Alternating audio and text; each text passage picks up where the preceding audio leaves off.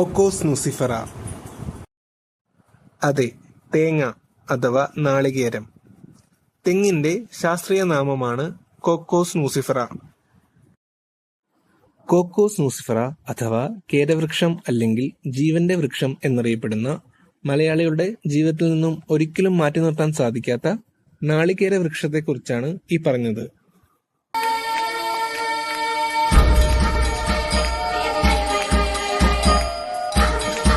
ജീവന്റെ വൃക്ഷം. അതെ, മുകളിൽ നിന്ന് താഴേക്ക് കേരവൃക്ഷത്തിൻ്റെതായ സകല കാര്യങ്ങളും മനുഷ്യന്റെ ജീവൻ നിലനിർത്താൻ ഒരു തരത്തിൽ അല്ലെങ്കിൽ മറ്റൊരു തരത്തിൽ ഉപയോഗിക്കാവുന്നതാണ്. ഭക്ഷണം, ഇന്ധനം, സൗന്ദര്യവർദ്ധക വസ്തു, നിർമ്മാണ പ്രവർത്തനങ്ങളിലെ സാമഗ്രികൾ, നാട്ടുവൈദ്യം എന്നീ പല മേഖലകളിലും നാളികേരവും നാളികേര വൃക്ഷവും ഉപയോഗിക്കപ്പെടുന്നു. സ്വർഗത്തിന്റെ വൃക്ഷം എന്നർത്ഥം വരുന്ന കൽപ്പവൃക്ഷം എന്നും തെങ്ങിനെ വിശേഷിപ്പിക്കാൻ കാരണം ഇതാണ്. നമ്മുടെ നാട്ടിലെ കേരളത്തിലെ കേര ഇനങ്ങൾക്ക് 25 മീറ്റർ മുതൽ 30 മീറ്റർ വരെ ഉയരവും 50 സെന്റിമീറ്റർ വ്യാസവും സാധാരണയായി കണ്ടുവരുന്നു. 3 തലമുറ വൃക്ഷമായി കരുതപ്പെടുന്ന നാളികേര വൃക്ഷത്തിന് 60 മുതൽ 80 വർഷം വരെ ആയുസ്സുണ്ട്.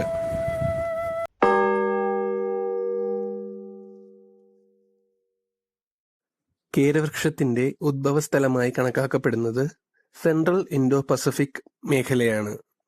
ഈ മേഖല അഥവാ ഈ പ്രദേശത്ത് തെക്കുകിഴക്കൻ ഏഷ്യ, ഇന്തോനേഷ്യ, ഓസ്ട്രേലിയ, ന്യൂഗിനിയ കൂടാതെ നിരവധി പസഫിക് ദ്വീപുകൾ ഉൾപ്പെടുന്നു. ഇവരെ ശ്രദ്ധിക്കുക. പസഫിക്കിന്റെ തീരപ്രദേശത്ത് കേരവൃക്ഷത്തിന് ഇത്രയധികം പ്രചാരം നൽകിയ ഒരു ജനതയാണ് ഓസ്ട്രോനേഷ്യൻ ജനത. തെക്കുകിഴക്കൻ ഏഷ്യയിലെ ദ്വീപ് സമൂഹത്തിലെ ഓസ്ട്രോനേഷ്യൻ ജനതയാണ് ആദ്യമായി നാളികേരം നട്ടുവളർത്തിയത്. നിയോലിത്തിക് കാലഘട്ടം മുതലുള്ള ഇവരുടെ ജലമാർഗമുള്ള കുടിയേറ്റമാണ് പസഫിക്കിന്റെ തീരപ്രദേശത്താകെ നാളികേര സാന്നിധ്യം ഉണ്ടാകാൻ ഇടയാക്കിയത്. നേരത്തെ പരാമർശിച്ചതുപോലെ ജീവന്റെ വൃക്ഷമായി കേരവൃക്ഷം നിലനിൽക്കാൻ കാരണം ഇവയാണ്. തെങ്ങിന്റെ ഇല അഥവാ ഓല കൊണ്ട് കരകൗശല സാമഗ്രികളും മാറ്റ്, ചൂല് മുതലായവ നിർമ്മിക്കാനും ഉപയോഗിക്കുന്നു.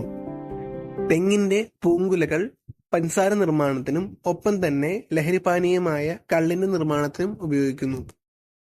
തെങ്ങിന്റെ കായ അഥവാ നാളികേരം നാളികേരമായും കൊപ്രയായും വെളിച്ചെണ്ണയായും തേങ്ങാവെള്ളമായും തേങ്ങാപ്പാലായും ഉപയോഗിക്കപ്പെടുന്നു.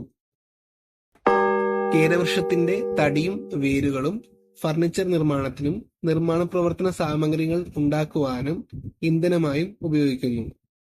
ലോകത്ത് നാളികേര ഉൽപാദനത്തിൽ മുന്നിൽ നിൽക്കുന്നത് ഇന്തോനേഷ്യയാണ്. ശേഷം ഫിലിപ്പീൻസ്, ഇന്ത്യ, ബ്രസീൽ, ശ്രീലങ്ക എന്നിങ്ങനെയാണ്. ഇന്ത്യയിലെ നാളികേര ഉൽപാദനത്തിൽ 45% കേരളത്തിലാണ് ഉൽപ്പാദിപ്പിക്കപ്പെടുന്നത്.